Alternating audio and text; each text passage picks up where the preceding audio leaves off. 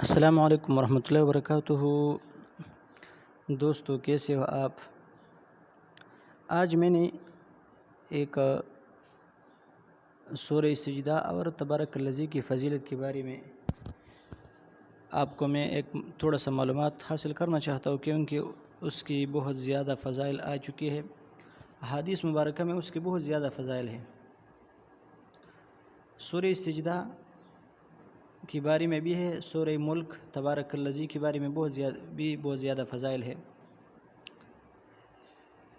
ایک حدیث میں آیا ہے،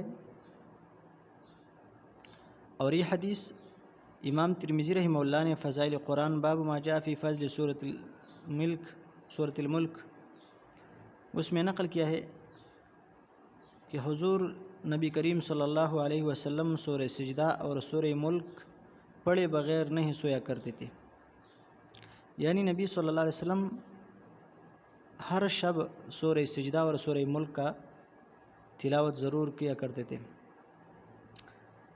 ایک دوسری حدیث میں آیا ہے، اور یہ حدیث علامہ روح المانی رحمہ اللہ نے سورہ سجدہ کی فضیلت میں بیان کیا ہے، تقریباً 11 جلد صفحہ 113 میں۔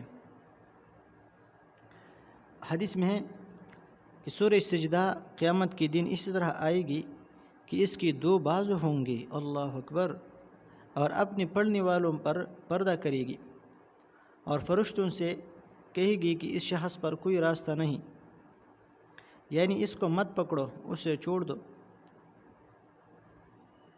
سورہ سجدہ اور تبارک الذی دیگر سورتوں پر 60 نیکیاں زائد کرتے تھے، اور 60 نیکیاں پڑھنے والے کو زیادہ ملے گا۔ ایک اور روایت میں آیا ہے، روح المانی سورہ سجدہ کی تفسیر میں یہ بھی نقل کیا ہے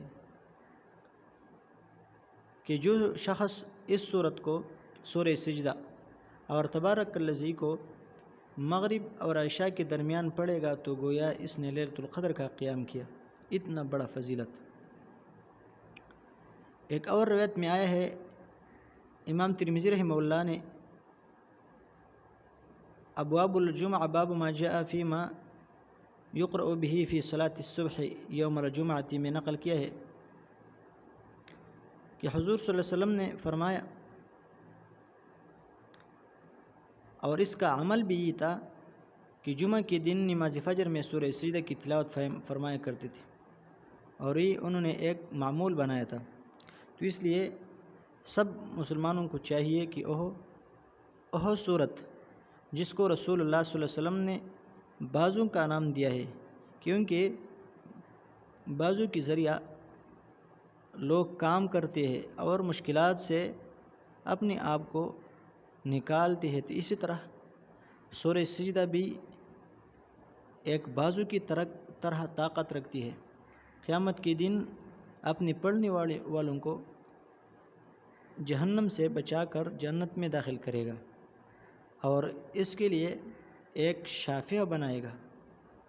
اور شافعہ اسی طرح کہ حدیث میں آیا ہے، رسول اللہ صلی اللہ علیہ وسلم نے فرمایا، صرف واحد قرآن پاک ہے کہ یہ شافع بھی ہے، یعنی شفاعت کرنے والا بھی ہے، اور اس کا شفاعت قبول بھی کیا جائے گا، ضرور قبول کیا جائے گا۔ تو اللہ ہم سب کو اس فضیلت سے محروم نہ کرے، آمین۔ سب دوستوں سے اپیل ہے کہ ہمارا چینل سبسکرائب کرے، تاکہ آپ کو بہترین ویڈیوز، بہترین معلومات، بہترین فضائل اور بہترین اصلاحی بیانات وغیرہ مل سکے یہاں سے۔ والسلام۔